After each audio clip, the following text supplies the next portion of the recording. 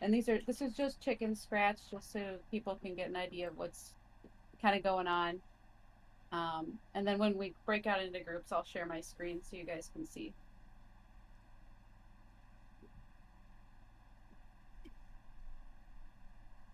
If that's what we're doing, or I can just share my screen. Jim, if you have anything that you want to work on today? Um, yeah. So what I'm gonna be working on is I'm gonna be exploring this tool called QGIS. It's for visualizing geospatial data. And so I have some shape files that I want to display here, the .shp, the .shx, and the .dbf, I believe it is. So I'm just trying to figure out how to use this tool here. I plan on using more geospatial stuff and maps inside of basically all the applications that I'm working on. So I really want to get familiar with this tool. So I'm literally going to be going through this tool piece by piece, like the way that I normally do when I first learn something. Um, I just look at each one of the buttons on the user interface and I'm going to research what that does. And I'm also going to begin exploring the documentation for this tool here. Once I figure out how to display this data, though, I'm going to go back into reading a technical documentation for working with shapefiles. So it's going to be a lot of stuff just shapefile, map, and geospatial data related. But you could go ahead and share your That's screen and kind of give people the rundown on what you're doing if you want. okay. Um,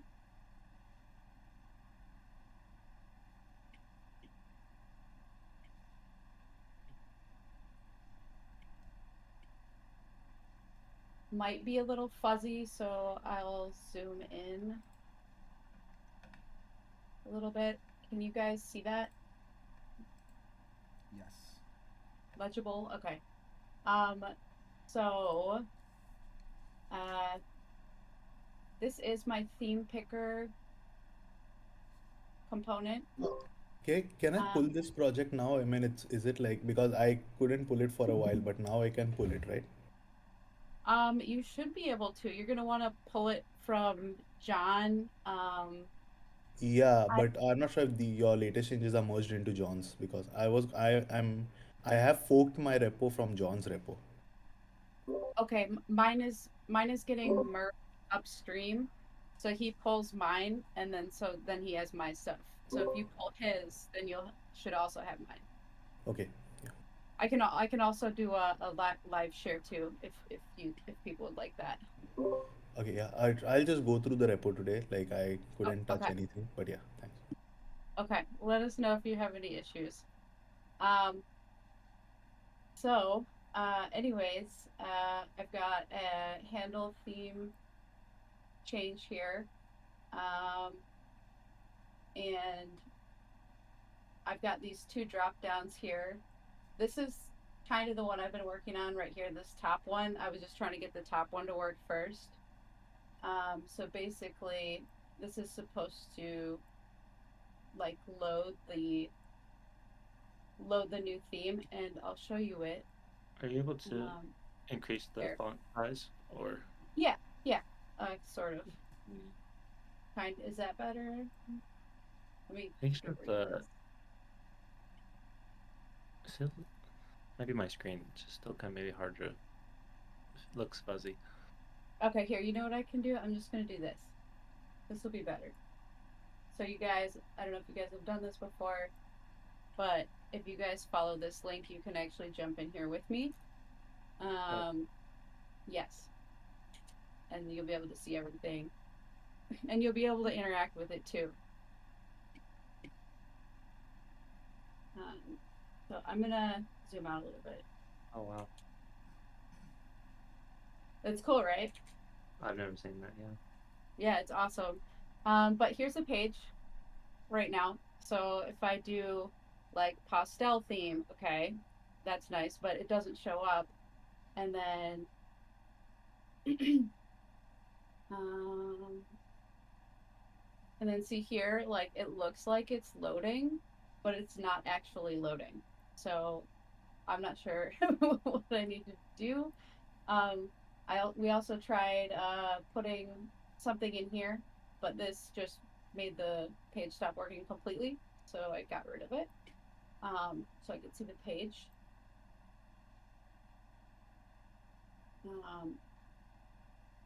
But yeah, other than excessive Googling, I'm not sure how to handle it. I don't know if anybody, sees something. Maybe I'm not using right name somewhere or What is something. the what is the extent of your theme? Like, what attributes are you changing? Like, so this is like button colors, background colors on cards. Yeah, it's just basically coloring.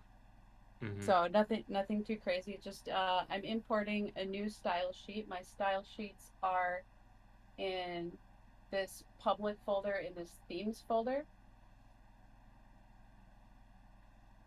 Mm-hmm. You guys can see that. So like what's I weird to me is like, well, the index.css, that's what you're seeing now. So I feel like, that's there, so I should be able to then also display these other ones. Actually, oh, there it is. Okay, never mind. So John was talking to me about like maybe it has something to do with compiling, because when the page is loaded. Where are you loading the Go ahead. index.scss? Where am I loading? I'm loading it. Well, here I have an array right here at the top. So, and I believe that these are right here. I have the value in the source, and then that's theme sheets, and then this is load. Load the link here, and then this is. So I was trying to use like local storage to like save the theme,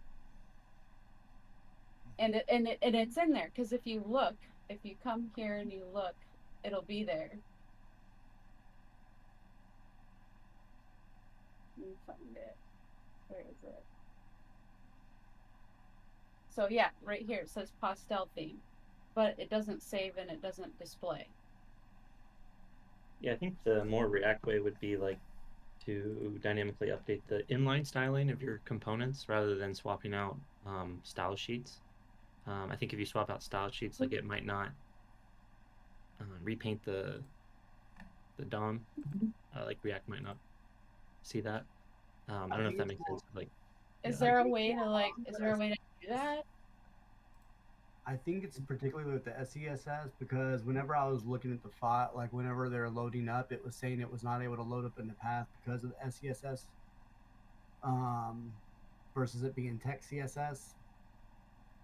The biggest thing is I'm trying to figure out how to work with her on that to where I can allow, I just don't know how Next.js's compiler works, because if you look, Next.js has their own Sass compiler built in, and you can actually customize the module exports inside Next. I just can't figure out how the compilings work. If she were to switch that all over to CSS, it should work in theory.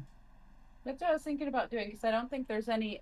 I think it's all just basically SCSS, or CSS, because at some point I had converted it to SCSS because I was trying to do something, but I think I got rid of that something.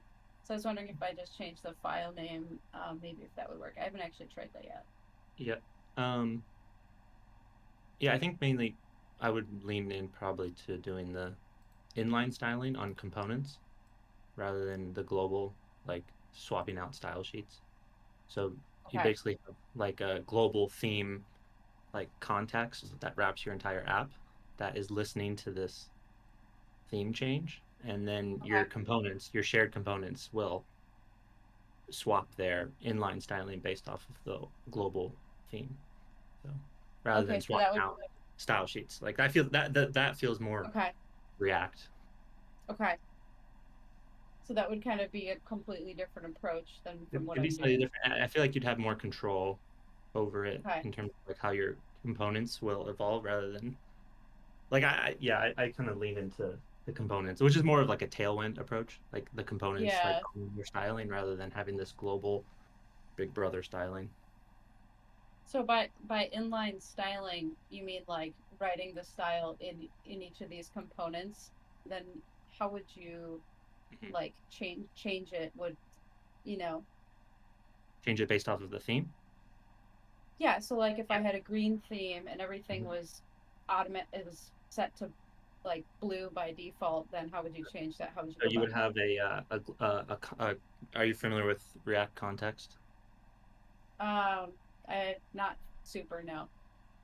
Yeah, so you would basically have like a parent, like a component that would wrap your entire app. So this is basically like the most like parent component. So this would be Okay. Yeah. called like a theme context, right? And then all of the children of this component can pull the data from the theme context. And so in say your button component, you would ask the theme context, what's the current theme? And basically you do like on your button, you do theme dot, button color on your button color. So yeah, something like that. Okay. So I have like this layout page here. Yeah, I wouldn't. I don't think. I don't think you do it in the maybe you could do it in the layout. Or would it be on like the main page? Now, can I ask you? So you're saying wrap that application with a use context, like make the use context Theme, available like for a the theme, yeah, entire theme provider. application? Yes. Yeah. How does that affect the server side rendering? So does that make the whole application a client side rendered application then, since you're using React hooks from the root layer? Well, it depends. I mean, I guess if you're it depends how you're referencing the theme, right? Like if the theme is coming from your DB, then it could be server driven, right? But like if it's coming from local storage, then it would be a client Yeah, because side. that was going to be my next question was how are you going to persist the styling? Like if I go onto the site, I change the styling, and then I leave, close my browser, and then I come back. Where are you pulling the theme from? It looks like local storage right So there, yeah. right? Hmm. Okay. That was the plan. In my props, I positioned to have a cookie whenever the user logs in, because I'm going to be storing the theme also via database and under the user table under a theme column, and it should have the most current theme that they've saved under there. Yeah. So the most current theme they've selected, and when that triggers, it'll write a cookie, let it know that this is the current theme process, and we can pull the theme through the cookie. Mm. Mm-hmm. Okay, that makes sense. So put the theme in an actual database. Save that, and then I've also got it set up to where right now I'm personally working on the back end login controller right now when it comes to the users and making it work with her login on the front page there. Using bcrypt as our password encryption and trying to basically having it check if it's an admin first. So what it does is it goes through, checks if the admin table, checks if the user exists in that table. If it doesn't, goes to the user table, checks that table. The user exists, backfires the password and compares the passwords. If passwords work, if passwords that obviously don't match, then send a password, send an error, a next response error, letting them know that the password's not correct. And then if it does pass, then location them to home, and then I'm planning on writing a cookie that should hold all the user information, including the theme and all that stuff. Copy that. I'm gonna go ahead and drop down into breakout room number 1 and just start going through this map documentation. So if anyone wants to explore this tool, I'll go ahead and just get a quick picture of the software that I'm going to be exploring today. Mostly just reading documentation. I'll post it in the chat here. If anyone wants to explore this application with me here, feel free to just pop in with me. And then I know, Anna, you're working on some design stuff, and John, you're working on some back end stuff. So I don't know if you guys all want to stay in the co-working, or if John, you want to break out into a room and do back end stuff while Anna does the design type stuff, and whoever wants to work with who could break out. Up to you guys, though. I think we usually like to kind of work in the same space. Sweet. Cool. That works.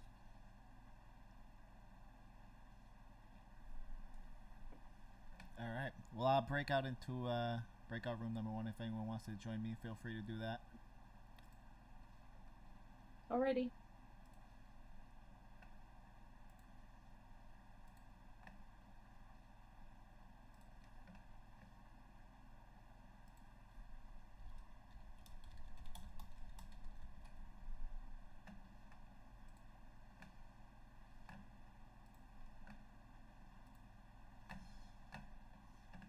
QGIS training manual, course introduction, module.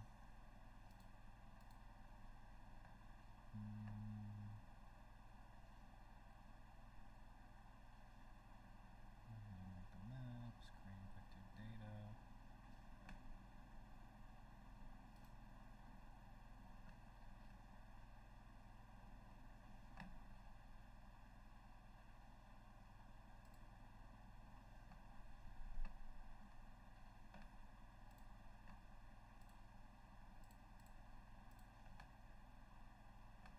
Hey, what's up? Hi, Jim.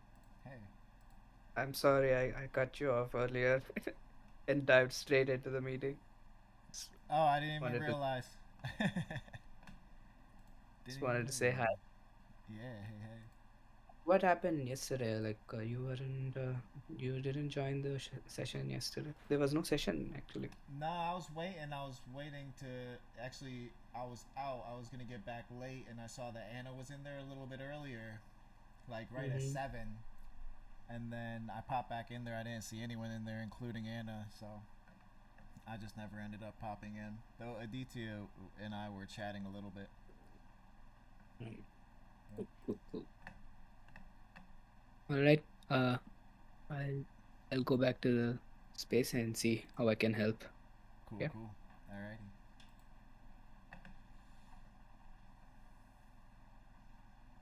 Yeah, try this documentation. I think someone had recommended me this QGIS. This is good actually.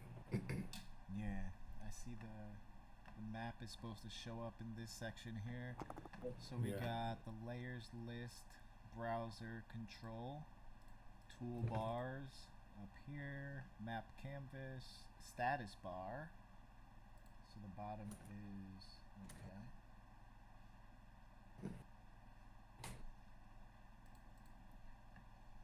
Side toolbar, I don't see that.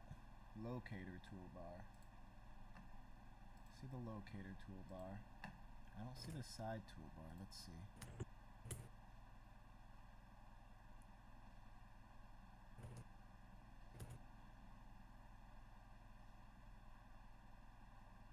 Should be updated though, right? Like this documentation should be included. Maybe Yeah, it should be updated.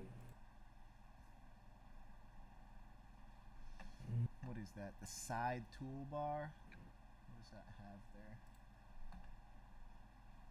Side I toolbar think should be it's that this stuff. only. I think it's this stuff. Yeah, here. Yeah, I think that should be side toolbar. Yeah, it's just on the top instead. Okay, cool. And about that should be the status bar, I think. Probably. But yeah. Yeah, the status bar is down here. Okay. Okay. Status bar. In the layers list, you can see a list at any time of all the layers available to you. So you remember when you went? I think the thing is, for now, that line point 1 and point 5, I think is like arranged horizontal, like sideways. I think in your platform, it's up and down. It's vertically. Yeah. So you have the layers. You have layers list. You have down. You can see on left side down. That's the layers Yeah, list. here, and then the browser. Yeah. Browser panel. Alright, so yeah, the layers list in the browser panel look like they're in the right spot. Browser. Okay.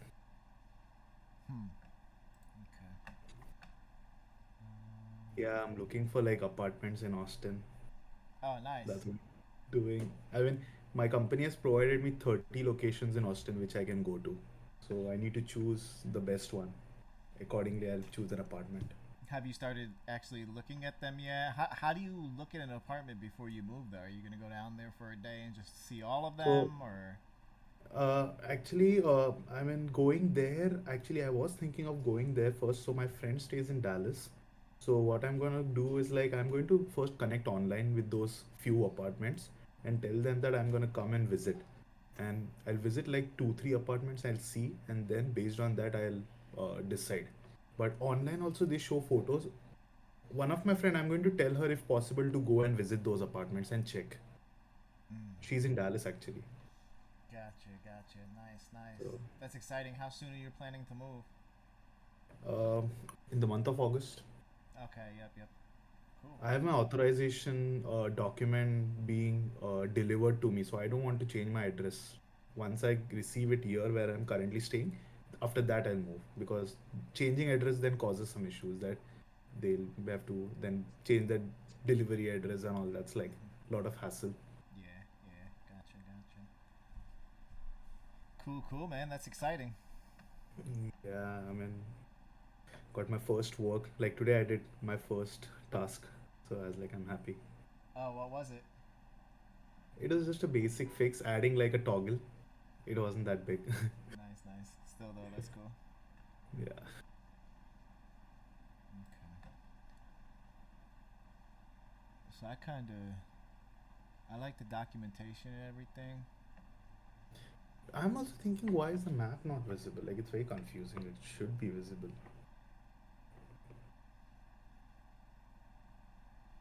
I'm gonna First, remove I this one understand. for now.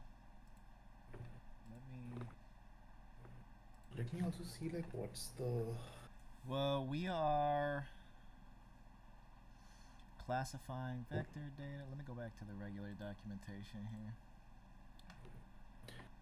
I'll be back in Vector domains. attribute, laying out the maps, creating vector data. That's the one that we're gonna be creating, right? Yeah, just read what that creating vector data exactly is. Just go to that link and see what exactly it is. Because I think from that's the point where actual implementation starts. Well, what about this though? Laying out the maps. Laying out the use print layout, create a dynamic print layout. What exactly is that? Let me check. Laying.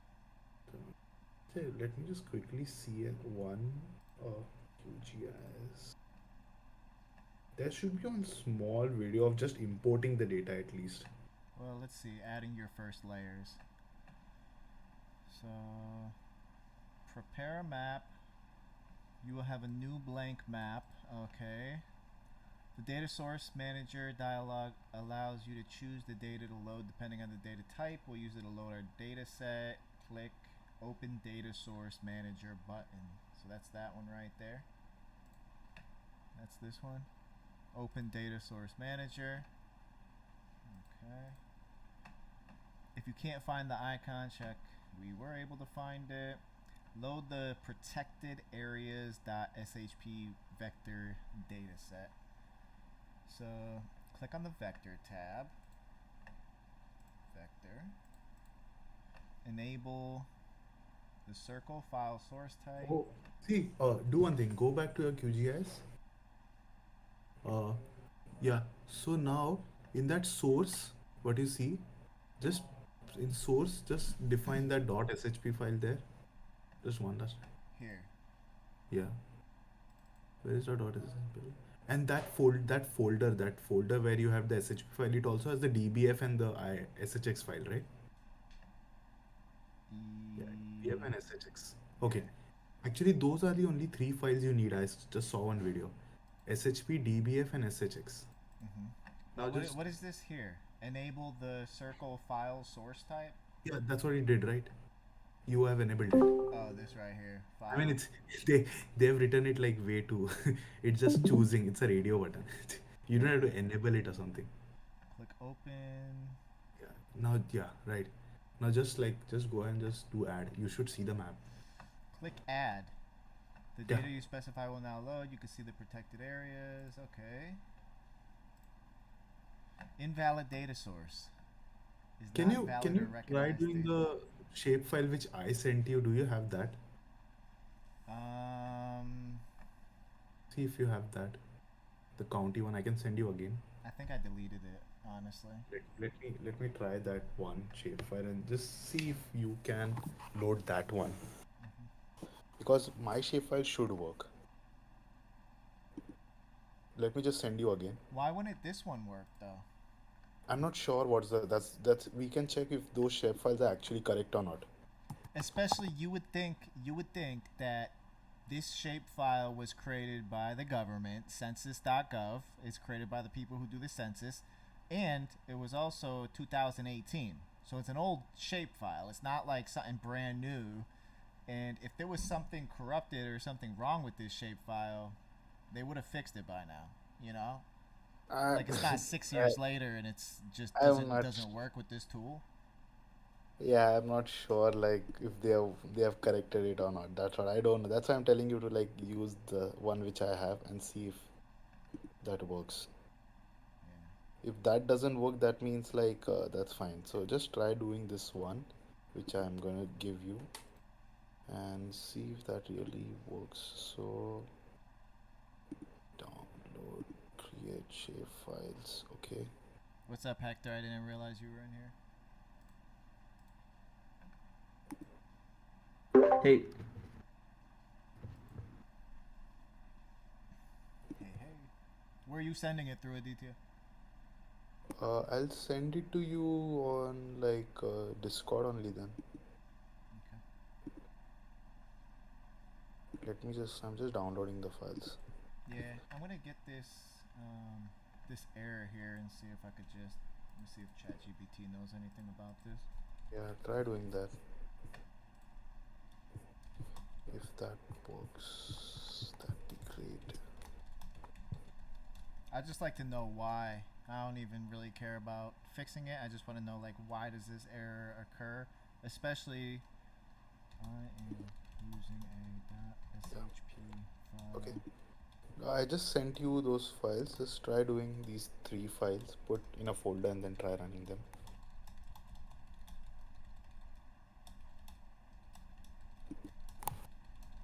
I have more file PR, the projection file and all, but I'm not sure if you need them because I saw one video where they just had those 3 files. I can send you the projection file if it gives you that error as well, but just see.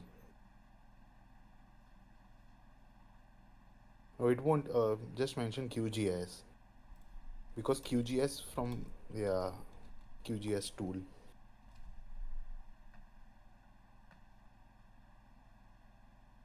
Yeah, this gives you like general things. It doesn't Now, give you specific. let me ask you this, because when I went ahead and I added this shapefile, so you can see the shapefile it's in the same directory, but I think I messed this one up, honestly. Let me see something real quick. I did. Just try doing mine and see if it really works. I just sent you 3 files. Just try downloading them. I don't see them. Oh, Breakout room. yeah. Like I didn't send you the projection file. I can. If it gives you an error, just let me know. I'll send you that as well. But it shouldn't. But yeah. Okay. From one of the video I saw, they just had these 3 files and they just loaded the shape file. Just put these 3 in one folder, and then I think that should be good.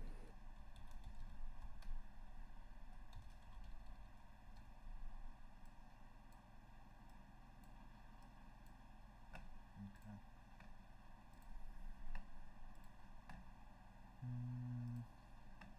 Okay.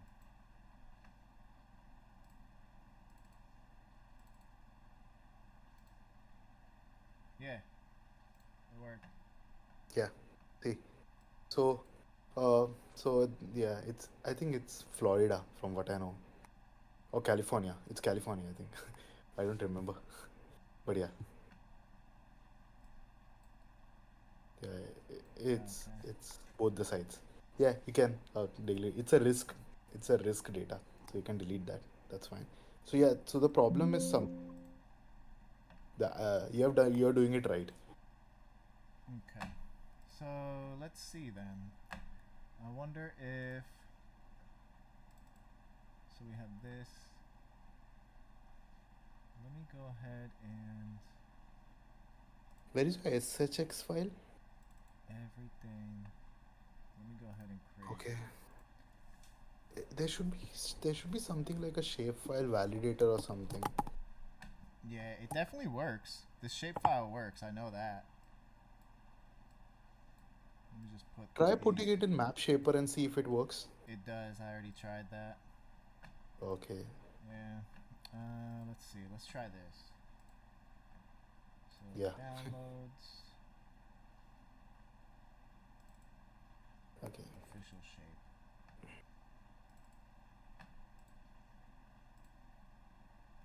We didn't get Yeah, the it error. worked. We didn't get the error this time, but I don't see it. Can you like zoom out or see like zoom out as much as you can? I don't know. I feel like. That's as far as you could go. Can you go back? Can you go back to your files? File structure? What all files you have in that folder? Which you only have? the ones that are required. I literally just created. This folder. Remove PRJ, remove all of this. Just keep 3 files. Yeah. Remove the GFS file as well. And just load it again.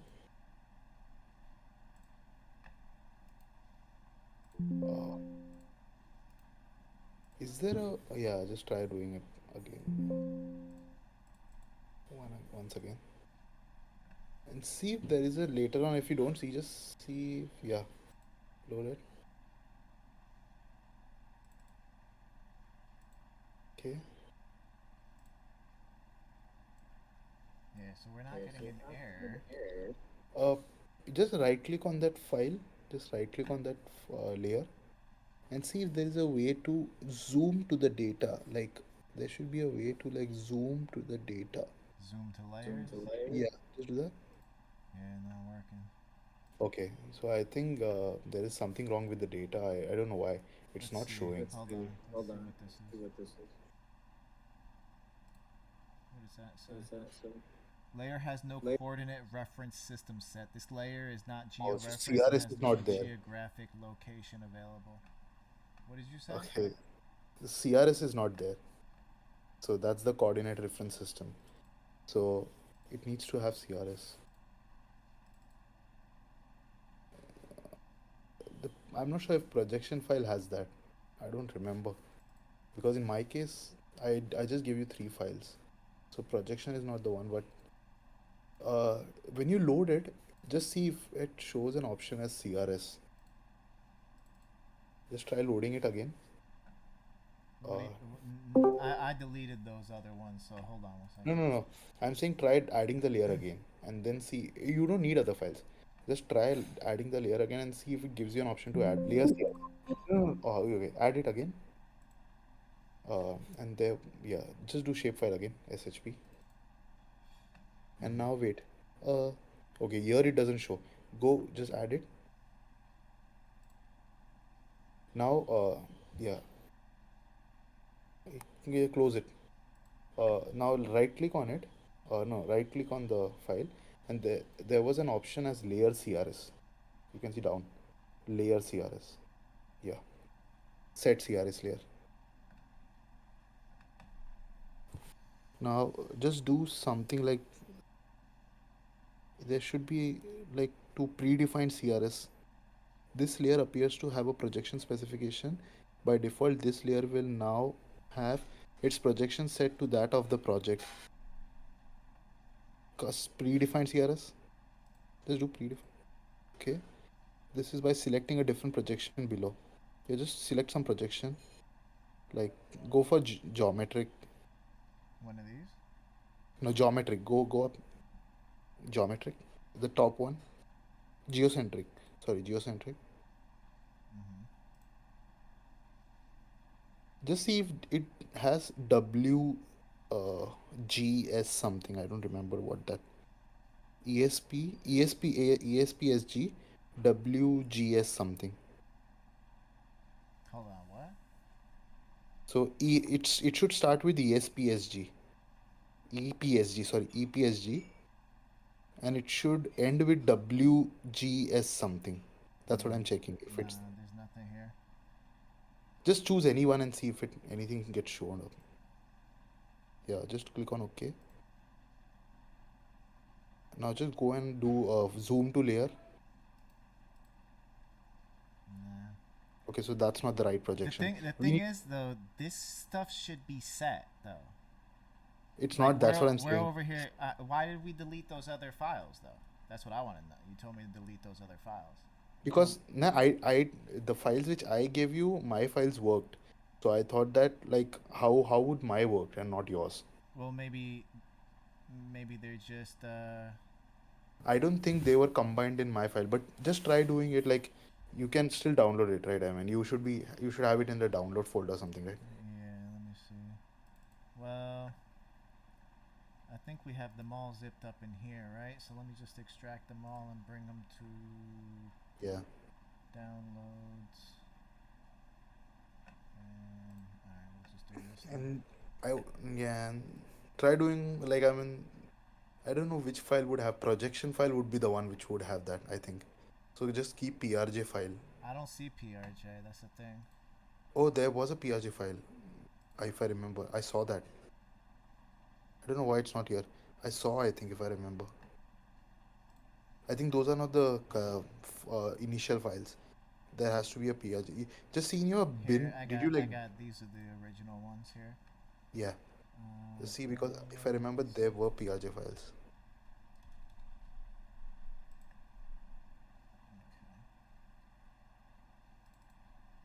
Yes. Yeah. Okay. So let's So try. I would say let's try to use this one. yeah, try doing that and then try. I would say delete the file and see, because I think the XML file might be causing the issue. I don't understand why that would cause the issue though. Well, what makes you think that the XML file is causing the issue? That's what I'm curious about. Because some of the file is corrupt. Because of that, it is failing. That's what I'm saying. I don't know which file is corrupt. It is having some wrong format or something. Well, let's see. There's all this other stuff here too, right? Like encoding. I don't think this would you need to do anything, because this I think would be set. You don't have to do anything, I think. Well, what if Just what if the default is not to show all shapes? You know what I'm saying? Like there's options here that will change. Try doing it. Try doing it. Well, Try doing it. hold on, because I don't want to just like start clicking a bunch of stuff. I'd say try all options and see which one work. Let me see. Consult shapefile driver help page for detailed explanation. Let me just see what these are here. Driver capabilities.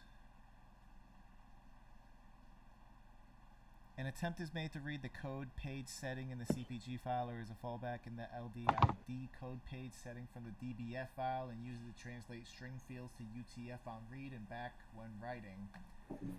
So it sounds like this and this are both required. The shape encoding configuration option may be used to override the encoding interpretation of the shapefile with any encoding supported by the.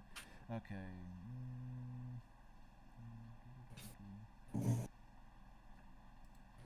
What do we got here? DBF date last update adjust type. Let's see what that is.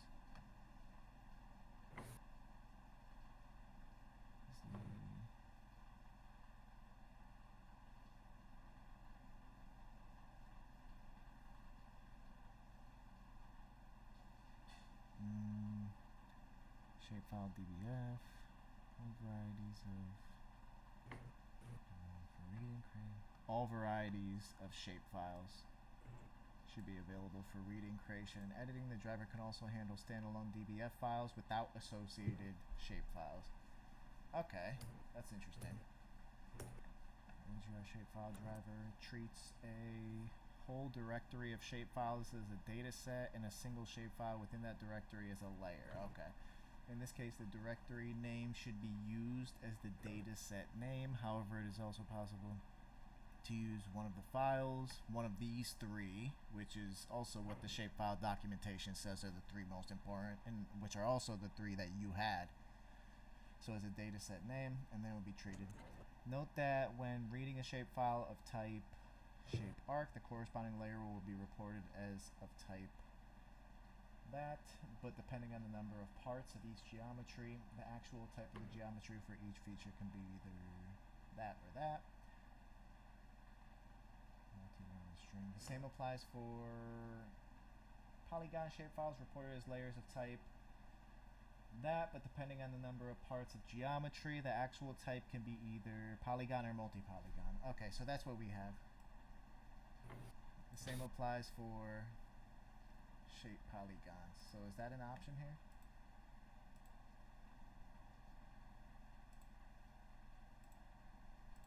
DBF.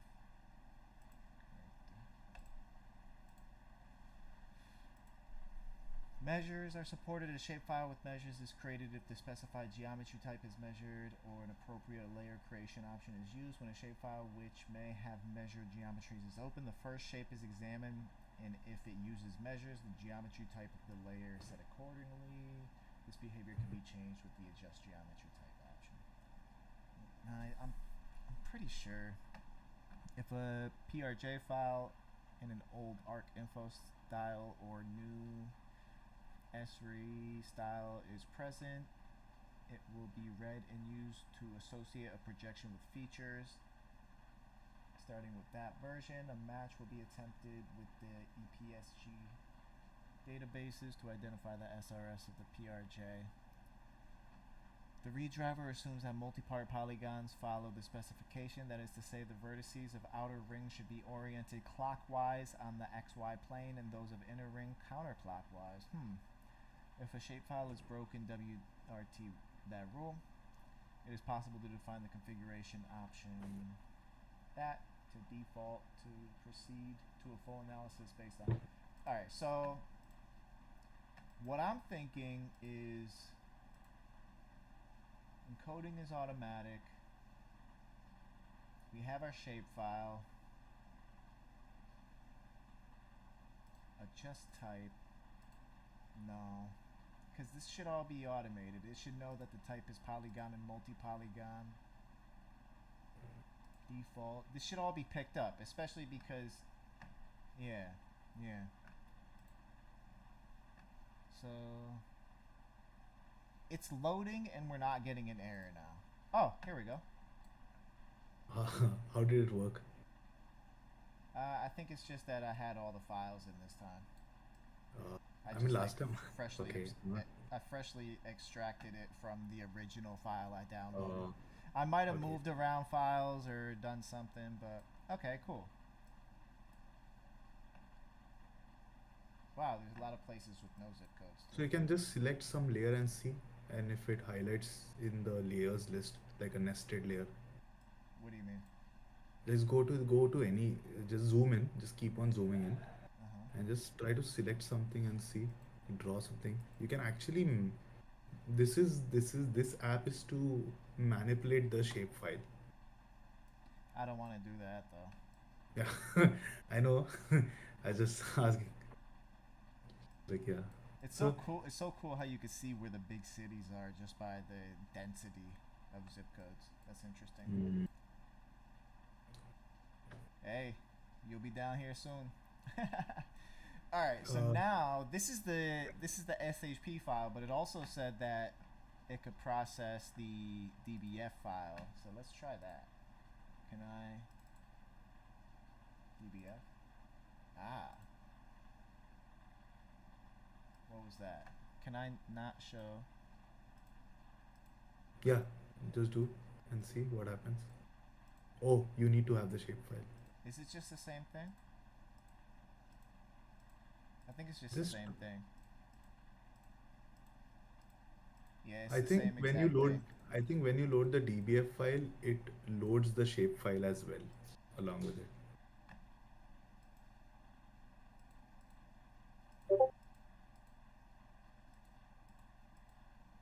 Yeah, it's just outlining the same stuff. Okay, so this was the DBF. And then there was one other one that I wanted to see. SHX.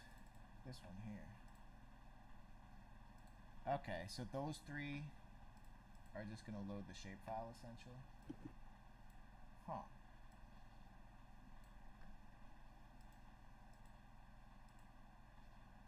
So you really just need one.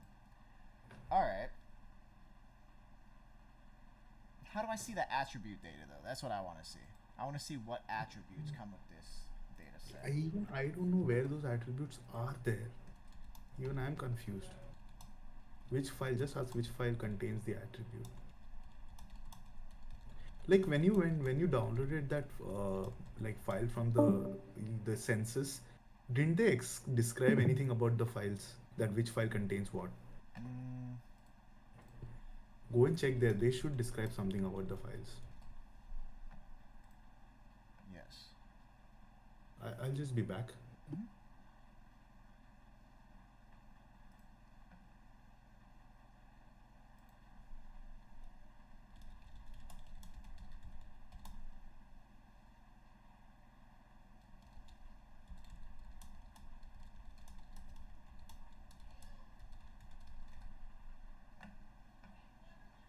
Okay, let's see what we got here. Is anyone still in here? Oh, Hector, hey. Oh, wow. We got all the breakout rooms filled today. Cool.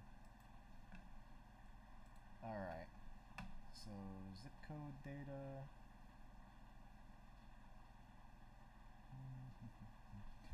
View the newest available boundary files.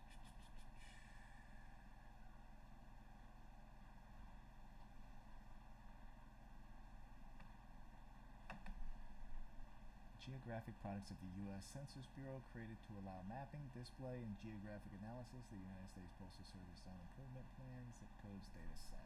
Okay, cool. So I believe this was the one. No. There's no. I mean, we have this. Zip code, not all valid zip codes are represented. For tabulation blocks that contain housing units. No.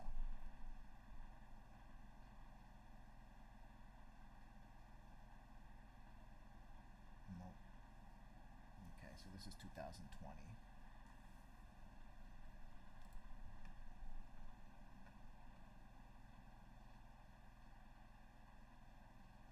Stores the attribute data in a tabular format similar to the database table. Each row in the DBF file corresponds to a feature in the shapefile, and each column contains an attribute for that feature. To filter and render geometries to a map in the browser, you typically need both. Okay. So, how can I access and see the attributes in the DBF file using QGIS program? To access and view the attributes in the .dbf file using QGIS, you can follow these steps. Click on layer, add vector layer, source, type as file to navigate to the location of your shapefile. Click browse and navigate to the location of your shapefile. Alright.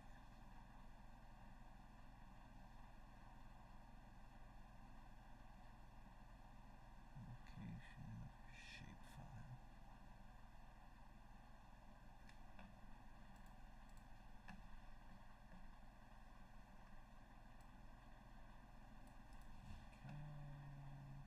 Select shapefile. View the attributes. Once the shapefile is loaded, it will appear in the layers panel on the left side of the right click on the layer name in the panel, select open attribute table.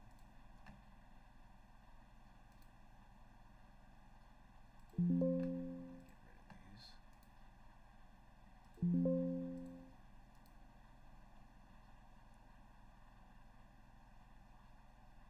Open attribute table. Aha.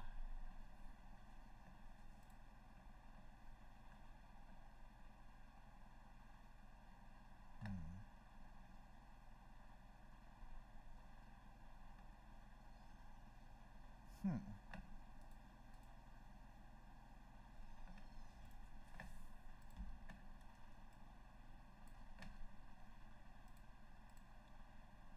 Let's see.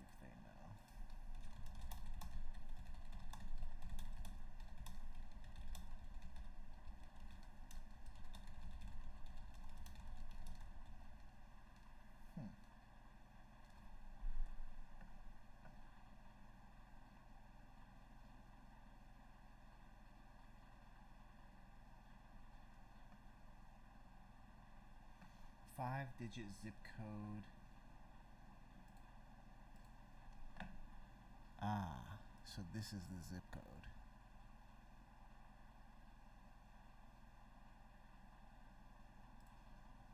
Zip code. This might be a unique identifier assigned to each geographic entity, possibly a geo-ID.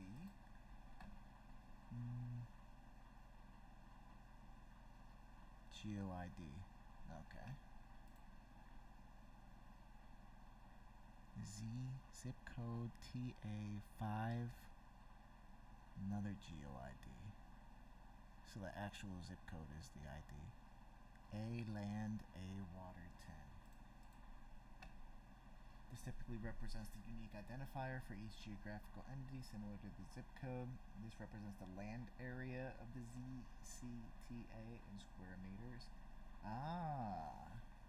Oh, what are you searching? So this is the attribute table. Let me see something. Okay. Alright, And so how we is have it- 30,000. Yeah, so this is correct. So Oh, GeoID. Yeah. So GeoID is the this is the the GeoID. so that's the latitude. That I mean there are like layers. So one is the county ID. So the file which I sent you. No, this is a unique identifier. Yeah. So the file. So that's the one which basically tells you to which county and to which. That's into the county.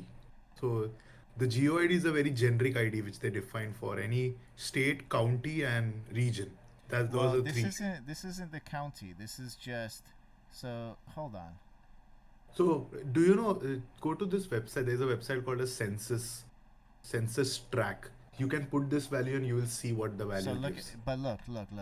So the zip code is 36083. The GeoID 10 is 36083. 36083 is also the last 5 digits of the GeoID. Correct. The Yeah. first 7 digits of the GeoID is 86 and 5 zeros, and then just US.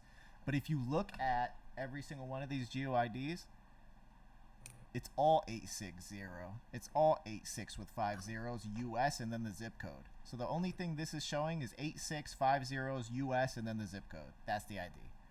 Yeah, but I'm saying that when you create this ID, you break it into parts.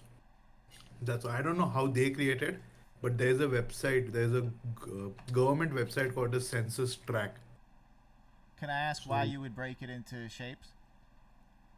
No, that ID is like is like a superset of multiple IDs, and that ID tells you like how to navigate into a certain map location. That's how the IDs are created. I don't know how they created this ID, but that's how we used to do, and most of the spatial analysis people used to do that. So what does this ID have that the zip code doesn't provide? So, like the zip code, the way they have created ID is, I don't know what that 86000 US mean. Like what exactly it tells you. It's the same But, for every zip code in this whole data set. I mean, they have done that, but that should signify something. You shouldn't like randomly create it. That number should signify something in a map. That's what I'm saying. Yeah. Okay. For now, And you just then- have to care about the zip code, but that has to signify something. Well, my On a main thing global is like it shows us the zip code. It gives us the the GeoID. We got the zip code again. So both the ZCTA and the GeoID 10 is the zip code, and then we have the area of land in the zip code, and we have the area of water So- in the zip code. So this data is actually 2010 census data. 2020, right? You can see there is written 10, so that number tells you which year census this data is. Oh, this right here. Yeah, if it is 20, then it is 2020 census. Okay, so we actually have to get. Here we go. I'm not 2020. Yeah, because they have 2020 and 2010. So we just need 2020, but that's okay. We can still explore the 2010 because it's going to be the same. So there are stuff. there are states and counties which are not there, which are newly introduced in 2020. Really? which are not there in 2010. Yeah. Oh, like new communities or something? Yeah, and there is one few zip codes which are broken down into two different zip codes as well. There are cases like that as well. Wow, and they only do this every 10 years. That's interesting. Yeah, Is every this 10 this years. is slow changing stuff though, really. I don't know how they do it, but even we were surprised. What are you eating, bro? Yeah, What are you eating? some Chinese thing. I hear you chewing over there, man. Oh, sorry. Nah, you're good. I'm- You're good. I was eating chicken broccoli alfredo in the beginning of the meeting, so. No, when I talk, I usually don't make that noise, but when I talk, then that sound comes actually. Yeah, nah, you're good. All right, cool. Well, the actual zip codes, it doesn't really matter right now. It really just matters for the application. But exploring the data and just figuring out how to use this stuff, we could do it with anything. So, all right. So we have this data now. We have this, but this isn't everything. There's got to be more. There has to be state data.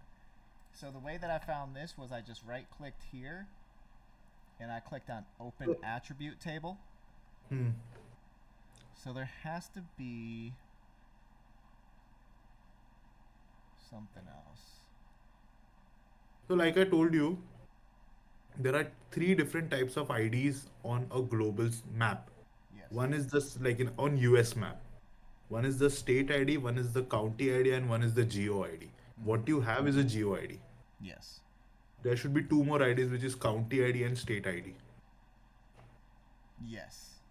And usually, when you form an ID, that big ID which you saw, the unique ID, that basically is a combination of usually is a combination of a state ID, county ID, and geo ID. Yeah. So you're saying that. So maybe they started including it in 2010. So that AFE geo ID, that should be like of three parts, and the third part should be the geo ID, which is correct. But the first two parts are something else, which I'm not sure. Yeah. So US. Obviously, that's US. The 86 with 5 zeros, I have no clue what that is. All I know is the 86 and 5 zeros is the same for every single zip code in the whole data set. So it's Yeah, it's not unique. The So I only, think the the only thing data- that makes that unique is the last 5, the zip code. So probably I think they don't have state level data They or have county level. they have to. Well, They have to. I'm not sure how. Because everything should be there in this file only. I don't know why it's not there. I wonder if I'll actually have to add the data to this file. Check what all data sets, what all features files they have provided. Hold on, let me just ask. I'm gonna check that too, but hold on. 'Cause we got.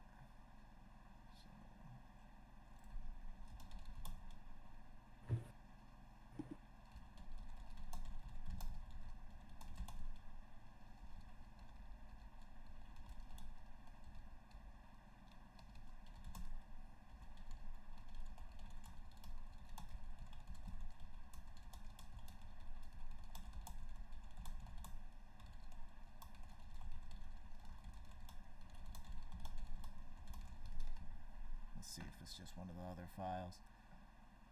Or the state and county information is typically not included in the standard zip code shapefile attributes provided by the U.S. Instead, this information could be found in other datasets such as county or state shapefiles, or might require a separate lookup table that maps zip codes to states. Oh, I was hoping they weren't going to say that.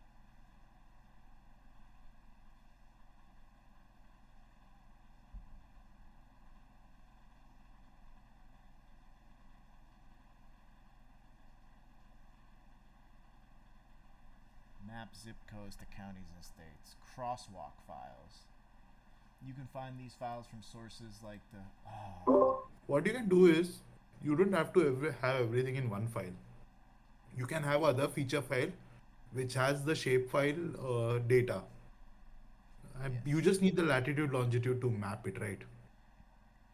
You can load multiple shapefile layers as well. Yes. Yes. But you said I just need the coordinates. Yeah, so you just need to have the shape file, like the shape, state shape file or county shape file with the latitude, longitude geometrics. And you can load that as a layer over your zip shape file. Or vice versa. Have the state shape file, over that you load the zip shape file as a layer. So the state and the town are included in the map. How detailed you want or how vague you want, you can do that. Like So because there are shape file for everything. the thing is, if you look at Leaflet, so I'm trying to figure out the best way to do this too. If you look at, yeah, so docs,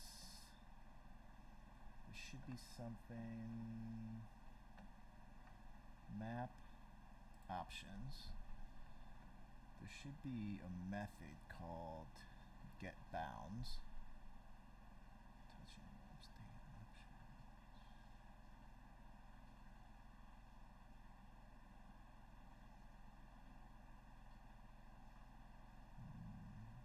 Methods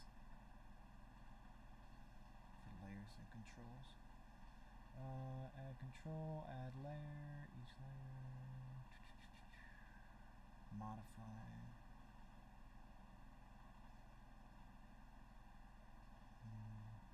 Geolocation, other methods. Here we go. Get bounds. Returns the geographical bounds visible in the current map view. So basically what I want to do is I want to execute this function. I want to get the bounds. They're going to show me where the map ends on the left, where it ends on the right, where it ends on the top, where it ends on the bottom, right? And then basically I want to send those bounds to the server, and I want the server to send me back only zip codes and shapes that are within those bounds. So there has to be some processing on the server. So what you do basically is you have this base layer, right, of zip codes, okay? Yes. Now what you can do is you can basically No, because the base layer of zip codes isn't going to go to the map. Like, we're not just going to populate the whole map with the zip codes. The map's only going to receive the zip codes that are required. So yeah. if I'm a local guy and I live down here in southern Florida, you might only get these zip codes. None of these other. We don't want any of these other zip codes. We just want these ones because they're showing up on this small little map section. Now, if you're still. Does that make sense? How was it? Was it? It was better than takeout, right? Yeah. Yeah. That's better. Okay, I don't know what happened to the dumplings. There were dumplings, but then Josh said that a bunch of stuff in the freezer had got ruined.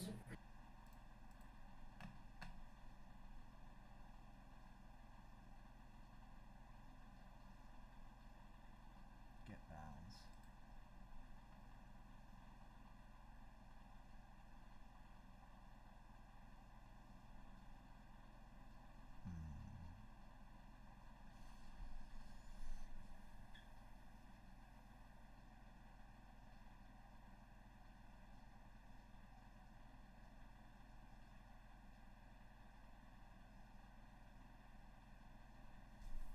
Let's see if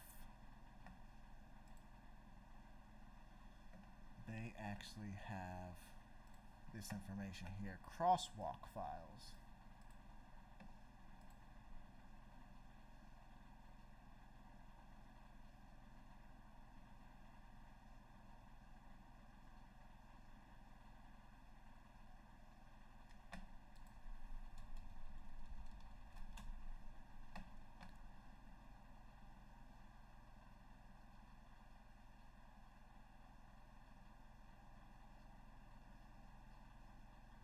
Wow.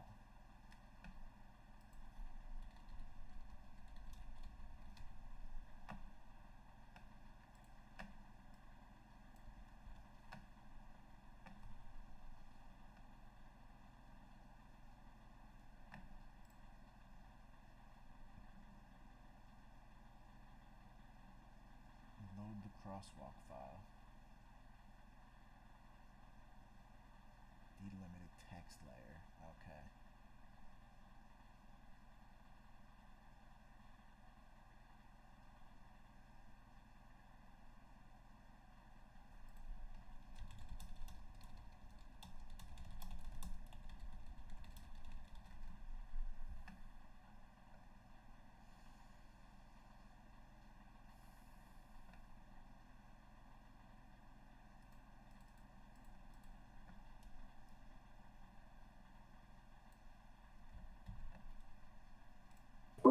Hey, sorry. You're good. You're good. Someone came into our room. No, you're good. I'm just looking Oh, for did you get this anything? other. Did you hear what I said last? No, no, no. Can you repeat it, please? I was just saying that. So the map is gonna. Well, the map's already loading in the browser, right? So when that map loads in the browser, the first thing we're doing in the use effect is we're getting the bounds of that map. Well, actually, first I'm just setting the zoom. The zoom is gonna be set based on the technician's statistics, basically, or like current position, current status is gonna Yeah. set the zoom. The map zoom is gonna set, and then we're gonna execute this function here. Right here, get bounds. So this is going to give us, I believe, the top left coordinate and the bottom right coordinate, and it's going to allow us to figure out what the bounds of the map are. You can see corner 1 is a latitude and longitude coordinate, corner 2 is a latitude, longitude, and then the bounds are going to be corner 1 and corner 2. And then we only want the shapefile to send back zip codes that are within those coordinates. So we're not going to populate the whole map with all the zip codes. The server's only going to send back the coordinates that are required to populate the map. But don't you also need that what that region is called, like No. like the name of that region or something? You don't need that. No, you shouldn't need that. Not with the coordinates, you shouldn't need that. Okay, fine. Right? Yeah. Right? Yeah. So if you have the bounds, then you can go over that geometrics object, and then you can basically just get the minimum of those which matches this bound and the maximum which matches the bounds. And then accordingly you can fetch only those polygons which are needed and only load them, like filter them from the geometrics object. Now the reason why I want to get these here, there's the crosswalk files that ChatGPT was saying. The crosswalk files map zip codes to countries and states. So if we're able to But you're filtering through latitude longitude points, right? Not countries and states, right? yes, but So why do you need that mapping? all right. Well, based on the So- based on the information we were given, so basically what we're gonna, yeah, you're right. So we don't need the state and county information, right? It's But- good. It's good to have those two, because later on, let's say you want to filter not just with bounds but also with counties and states, let's say. Then it's good to have that combination as well. I mean, so that's good. You're checking from that perspective as well, because you don't know, you want to add more filters, let's say, not just with bounds, but you want to add filters with, let's say, some states as well. Then you can use that feature as well, that mapping.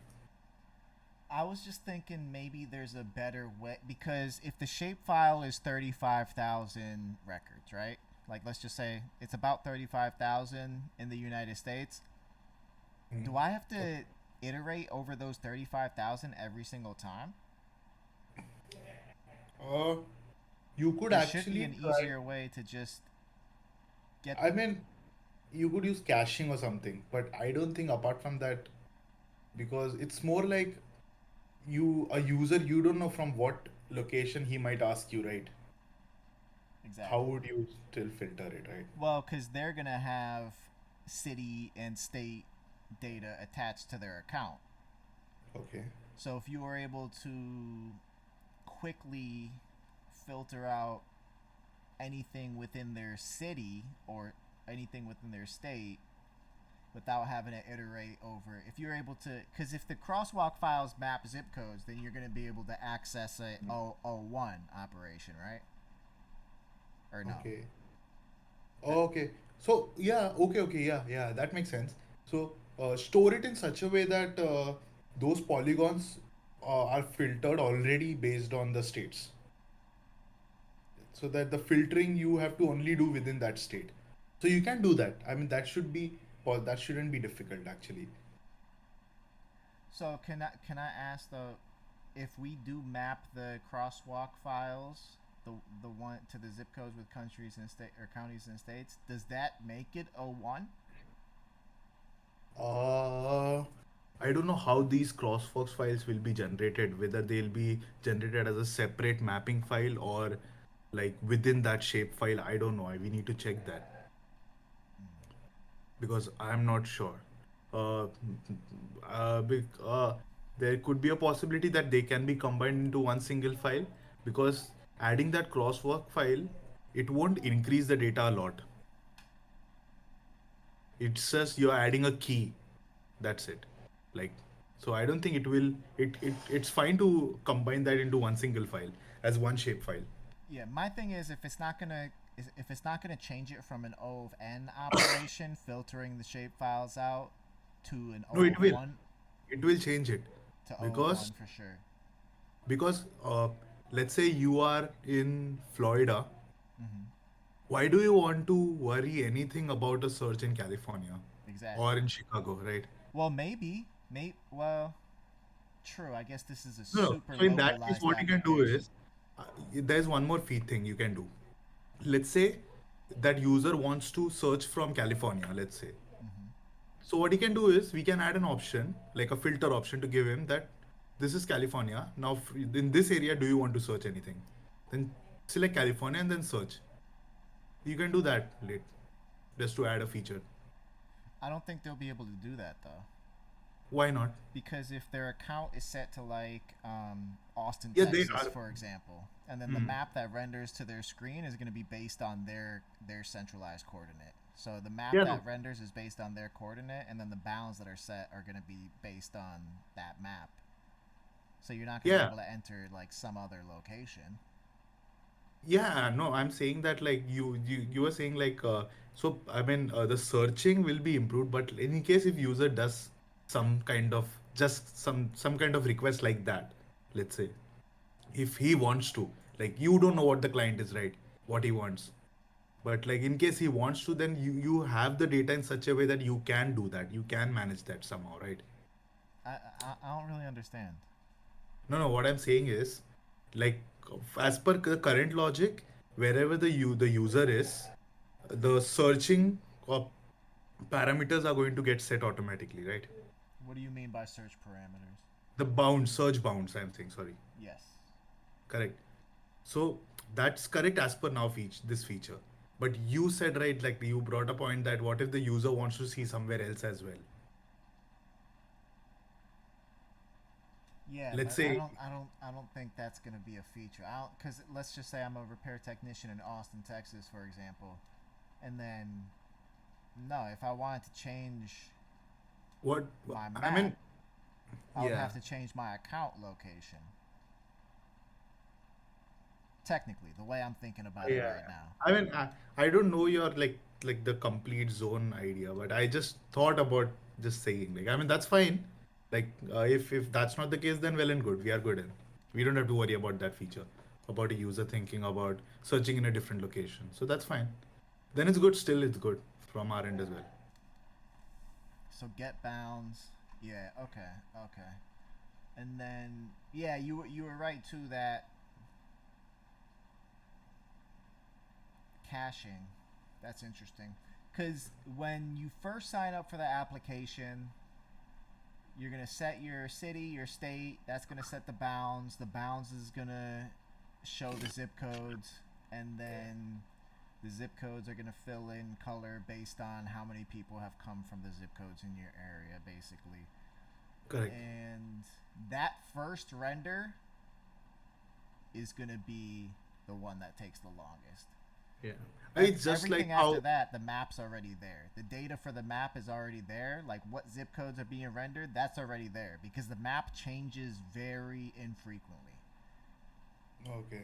You know, like if I'm a repair technician and I'm on like level 1, I just started, I'm just servicing like 5 blocks in my area, very small, not even my whole city, just a couple of blocks in my area, you know, and then So when the one only thing. time my map expands is when I move to the next level. Like when I'm generating enough business and actually performing with that business at a certain level, then I could expand to like maybe my whole city. And at that point, that's an automatic re-rendering of the map. because now the zoom is set differently. You're seeing a larger portion of the map, and now the zip codes have to re-render. Makes sense. But that's infrequent. Maybe once a month, maybe once every 6 months. You know, so Yeah, updation, those those infrequent updations, you can you don't need to put in cache. No, you have to put in cache. Sorry, yeah, which are not frequently changing, you can put them in cache. yeah, and then they just Yeah. pull from the same thing every time. All right. Yeah. So, all right. So this is actually. I think we actually have everything we need to start building this service. Really, You right? don't have the crosswalk file, right? Oh, you don't need that crosswalk file. Oh, you need yeah. that. Well, I'm still gonna spend a little bit of time going over the shapefile documentation, but we see the main thing I wanted to do with this program was just see this stuff and see the attributes. So we now see the attributes as well, which the attributes don't really matter though, right? Just select one and see where, how are these attributes mapped to the polygons? Like, how would you know that? One That to which one. attribute is One to Huh? one. One to one. So the first okay. one here is the first one in the shapefile. That's what the Oh, documentation. okay. That's what the shapefile technical documentation said. I mean, this attribute actually doesn't matter, because it doesn't have any significant feature which you need to calculate. That's what I'm saying. If everything is Like, mapped, say, well, let's it, the parameter like population, that could be mattered, but these parameters no. the zip code. Let's say there was an attribute called we do need the zip code, because if let's just say there's 100 customers who filled out a form from the surrounding area and they're all coming from different zip codes, for you to actually color the map, for you to actually know which, you have to know the zip code that matches up It's with the better to shape. keep it. I mean, there's no point in removing it. We'll still keep it because you don't know when you will need it to process, because it's not a large data set, this zip code data. So there's no harm in keeping this. Yeah. So I'd say keep it, let it be, and see how it goes. All right. I'm thinking, because let me go ahead and just pull up the code real quick.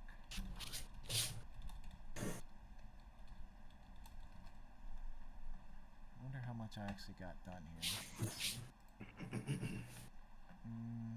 Alright, so we're setting the map, zoom. You're not going to be able to drag, you're not going to be able to zoom. It stays the same, it's automatic. Layers is empty to begin with. We add the OpenStreetMap layer.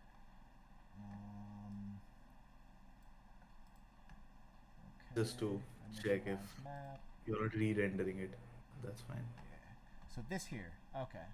So GeoJSON layer, if map rep current. So if we actually have a map loaded, then GeoJSON. So this is where. So right now, we're doing .geojson. My thing is, all right, so tomorrow I'm going to actually explore the leaflet documentation a little bit more and see if we need So what that GeoJSON feature, what exactly is that feature? Like, zip code is a property, but does it contain a list of polygons under it? That one single feature? the Like, what is the GeoJSON data does not include the zip code. I was planning to add. Okay. zip Oh, so how do you in the shapefile which you have, like the attributes are there in the shapefile only, right? Yes. Oh, so you need to find a way to see where exactly they are. Yeah. So I wonder if there's a way to not use GeoJSON. Like if there's a way to just use shapefile directly, and then we can map the zip codes with the shapefile I- and the attribute table. Let me see. Like, I have one code which I had done on Leaflet. Let me see. Like, I'm also. Let me see what I did, what data I had in that quickly. Because I mean, it's basically from my previous employer, but that's fine. I mean, I can see. Yeah. I cannot share it. Yes. agent based model. Okay. Uh, reports no. Forward. Okay. Oh, okay. Sorry. That's Hold, not the hold one. on 1 second. I'll be right back. I'm gonna go grab some more of that food. Okay.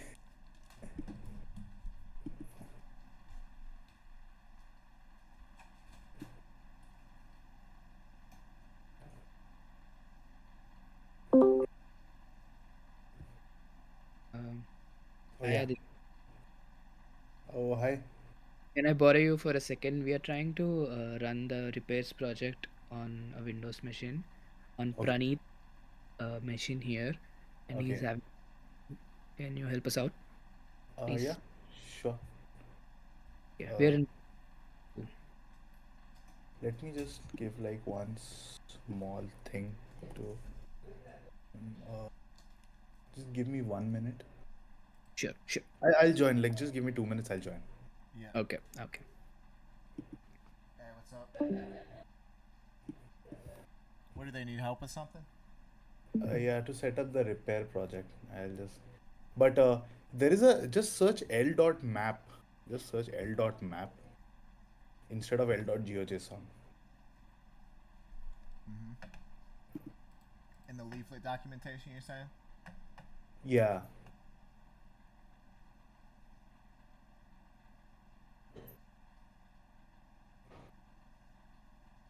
Should be one of the options, right?